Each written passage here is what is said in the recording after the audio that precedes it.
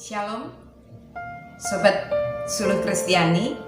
Kita berjumpa lagi dengan Suluh Kristiani yang dipersembahkan oleh para penyuluh agama Kristen Kantor Kementerian Agama Kabupaten Klaten.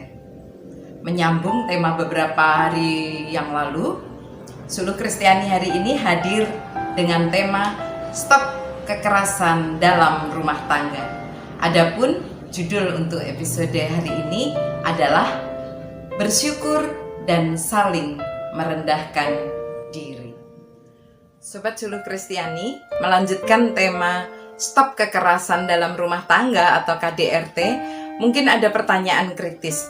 Mengapa undang-undang mengutamakan perempuan? Bukankah perempuan dan laki-laki setara? Benar, tetapi ada satu hal yang kita mesti ingat, bahwa spirit lahirnya undang-undang penghapusan KDRT itu bermula dari tingginya jumlah kasus KDRT dan kebanyakan korbannya adalah perempuan. Hal ini tidak bisa kita sangkal bahwa budaya patriarki masih berlaku dalam kehidupan masyarakat kita. Ini menyebabkan fakta pula bahwa perempuan masih lebih banyak menjadi korban dibandingkan laki-laki. Kekerasan dalam rumah tangga biasanya terjadi karena pola hubungan yang tidak setara di antara masing-masing pihak. Dalam hal ini adalah laki-laki dan perempuan. Meskipun ada bentuk ketidaksetaraan lain yang menyebabkan kekerasan lain, misalnya anak dengan orang dewasa, majikan dengan buruh, dan sebagainya. Nah, akibat dari ketidaksetaraan laki-laki dan perempuan inilah, maka sering kali terjadi dalam kehidupan masyarakat patriarki, perempuan yang lebih banyak menjadi korban. Jadi, pola hubungan itu memang belum setara. Karena itulah semangat membangun kesetaraan antara laki-laki dan perempuan harus menjadi salah satu dan yang terutama dalam mereduksi KDRT, bahkan kekerasan pada umumnya atau di ranah publik. Ya, KDRT bukan lagi merupakan kekerasan di ranah personal atau privat atau pribadi, melainkan termasuk kekerasan di ranah publik atau bahkan disebut kejahatan terhadap kemanusiaan. Bicara kesetaraan, kita bisa menilik dari kisah penciptaan manusia bahwa Allah menciptakan manusia laki-laki dan perempuan dalam kesetaraan martabat di hadapan Allah. Keduanya segambar dan serupa dengan Allah. Kemudian Allah juga menghadirkan manusia dengan pasangan yang sepadan, bukan yang tidak sepadan. Bahkan kita sering melihat itu, menemukan itu dalam kiasan tulang rusuk. Ini menunjukkan spirit kesetaraan. Nah, selain tentang itu, kisah ini juga menunjukkan bahwa perkawinan atau rumah tangga terbentuk juga atas inisiatif Allah.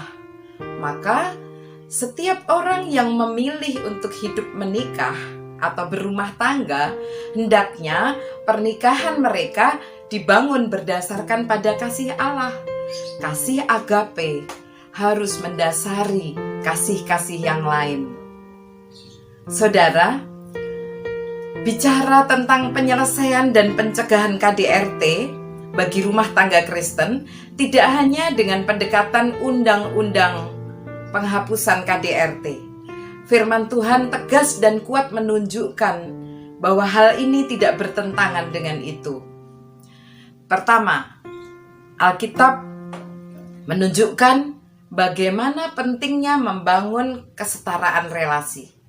Yang kedua, rumah tangga Kristen harus melibatkan peran serta Tuhan sebagai pondasi rumah tangga. Dan yang ketiga, sikap bersyukur dan saling merendahkan diri menjadi hal yang penting. Sama seperti yang tertulis di dalam surat Efesus 5 ayat 20-21 yang demikian bunyinya.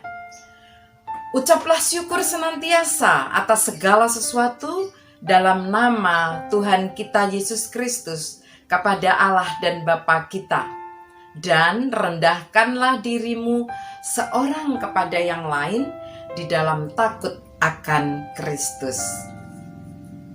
Bagaimana ayat ini menjawab persoalan KDRT? KDRT bisa kita cegah, bisa kita atasi di dalam keluarga, mampu bersyukur dalam segala keadaan bersama Kristus. Ini nyambung dengan judul renungan kita beberapa waktu lalu, yaitu bila Kristus menjadi kepala rumah tangga. Efesus 5 ayat 20-21 mengajak kita untuk terus menjadikan Kristus sebagai kiblat, sebagai arah, sebagai pedoman agar kita mampu selalu bersyukur karena sudah diselamatkan, sudah ditebus, sudah disertai, sudah dipelihara, sudah dilindungi dan dikasihinya. Mengucap syukur dalam hal yang baik itu biasa. Tetapi mengucap syukur di dalam banyak pergumulan atau banyak persoalan hidup akan bisa kita jalani bila kita ada di dalam Kristus. Yang kedua, KDRT bisa kita atasi dan kita cegah bila masing-masing anggota keluarga memiliki kerendahan hati, saling mendahulukan kepentingan bersama, menepis ego, tidak saling menguasai melainkan saling melayani, bukan menuntut melainkan saling menghargai, bukan melihat kelemahan melainkan saling menghormati.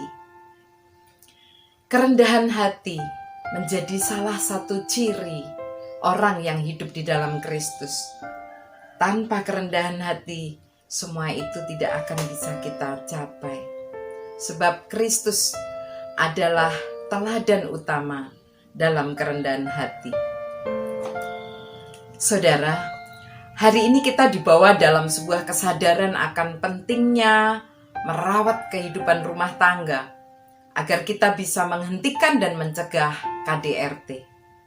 Jika negara bahkan dunia pun sudah mensikapi hal ini menjadi sesuatu yang serius, melalui hukum, melalui undang-undang, melalui konvensi, maka sudah seharusnya lah rumah tangga Kristen mendasarkan kehidupan keluarganya dengan mematuhi firman Tuhan.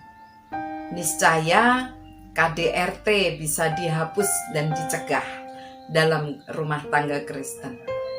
Mari terus bersyukur dan saling merendahkan diri satu sama lain menuju kesetaraan dan keadilan, menjadi keluarga yang dibangun di atas kasih Kristus. Amin.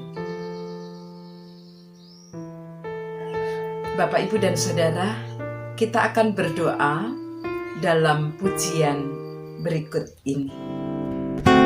Syukur atas keluarga penuh kasih yang mesra. Syukur atas perhimpunan yang memberi sejahtera. Syukur atas kekuatan kala duka dan kesal. Syukur atas pengharapan kini dan selamanya. Bapak, Ibu, Saudara, demikian Suluh Kristiani hari ini. Semoga bermanfaat. Sampai jumpa kembali dalam Suluh Kristiani selanjutnya. Tuhan memberkati, tetap semangat, salam sehat selalu. Shalom.